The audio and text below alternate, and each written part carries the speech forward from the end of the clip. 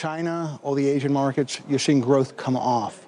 Europe had no growth. So it's coming from a period of decline, of investors just not focusing on it, not caring about it. So Europe's coming up from the bottom where China's coming down from the top. I want to invest down here because ultimately I believe that these European companies are taking advantage of the financial crisis that existed there.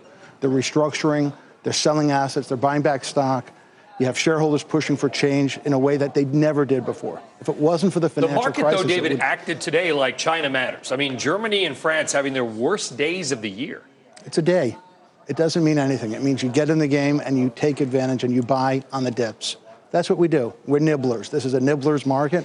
If we nibble today on a bad day, it gives us more money to come back and nibble another day. We're not gobblers. Gobblers might mean we can't come back another day. We don't have the resources. I'm a long-term believer in Alibaba and what they're doing. I mean, venture capital by definition is a long-term game. The thing that I saw here were three factors that are affecting the GMV growth, or revenue growth, if you will. One was the mobile transition, and I think they're doing a pretty good job of that, but there's still a gap between monetization of mobile versus desktop.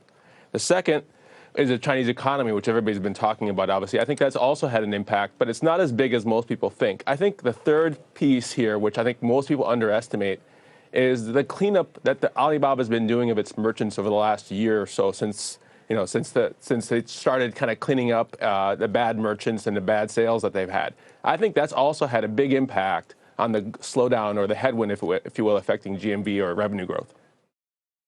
Yeah, we're going to face the music when we have good quarters, bad quarters, and this is a tough one. There's no question about it. We definitely are seeing that the consumer didn't shop in our categories to the degree that we thought that the consumer would.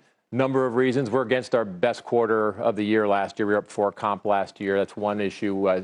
Clearly, I've mentioned this before, that the European, the Chinese tourists, the Brazilian tourists around the world, they're just not coming to America, and the strength of the dollar is impacting that. And when they are here, they're not spending in our categories. That's as simple as that. And I think finally, you're just seeing where the consumer is spending, and definitely you're starting to see a little uptick in consumer spending in the second quarter versus the first. Not great, but a little bit better.